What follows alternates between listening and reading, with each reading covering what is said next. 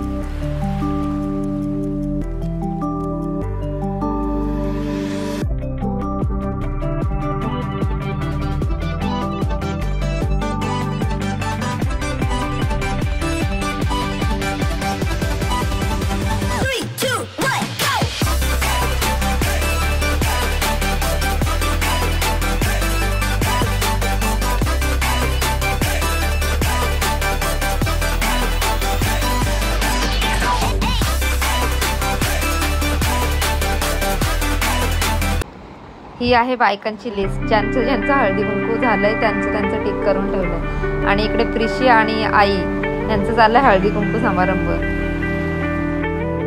थोडक्यात प्रोग्राम आटोपला, आम्ही फोटोशूट वगैरे केलं आणि घरी आलो।